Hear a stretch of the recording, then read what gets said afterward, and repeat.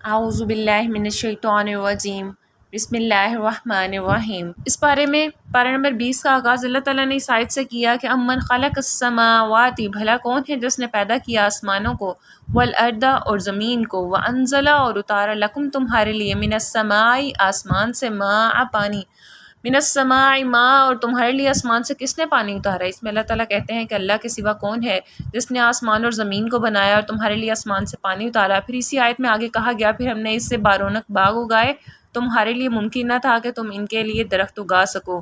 پھر اس کے بعد کہا گیا کہ اللہ کے ساتھ کوئی اور معبود ہے بلکہ تم کجی روی اختیار کرتے ہو۔ جس نے زمین کو قرار گاہ بنایا، اسی کے درمیان ندی نالے اور پہاڑ پیدا کیے۔ الہ مع اللہ، کیا کوئی معبود ہے اللہ کے ساتھ؟ بل اکثرہم لا یعلمون، بلکہ ان میں سے اکثر نہیں جانتے۔ جب تک بڑی کائنات کا خالق، بے قرار کی دعا سننے والا، بحر و بر میں رہنمائی کرنے والا، تخلیق کا اعادہ کرنے والا، رزق دینے والا، کیا اللہ کے سوا کوئی اور معبود ہے تو دلیل لاؤ، نہیں تو ایمان لے آؤ۔ نمبر 2 میں کہا گیا مردہ اور بہرا، حق بات کو نہ سننے والا مردے اور بہرے کی طرح ہے جنہیں سنانا بیکار ہے۔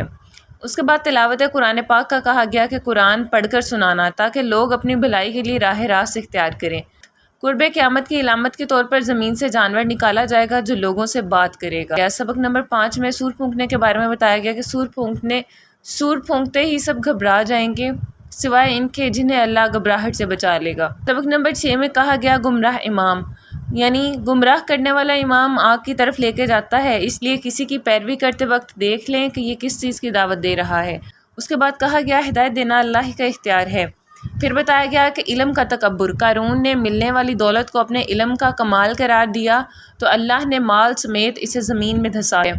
اس کے بعد اصل علم کیا ہے اس کے بارے میں بتایا گیا، جس کو پا کر انسان کی نگاہ آخرت پر ہو اور وہ درست عمل کی طرف توجہ کرے۔ ثواب اللہ خیر، بتایا گیا آخرت کا گھر ان لوگوں کے لیے ہے جو بڑائی اور فساد نہیں چاہتے اور متقی ہیں۔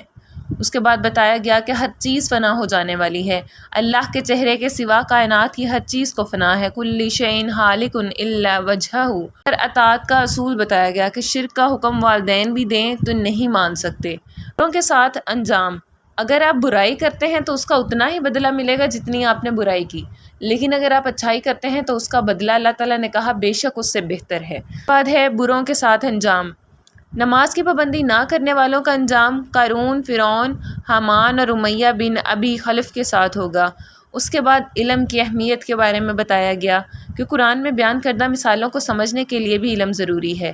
حق کی گواہی کے بارے میں بتایا گیا آخر میں کہ پوری کائنات اللہ کی صداقت اور توحید کی نشانی ہے، مگر یہ صرف اہل ایمان سمجھ سکتے ہیں۔ اس کے بعد موسیٰ کے بارے میں کہا گیا کہ بچے کو سمندر میں ڈال کر اللہ کی اطاعت کی تو اللہ نے موسیٰ واپس لوٹا کر ان کی آنکھیں ٹھنڈی کیں۔ آخری آیت میں کہا خلق اللہ، اور پیدا کیا اللہ نے، السماوات و آسمان کو، والارض اور زمین کو، بالحق کی حق کے ساتھ۔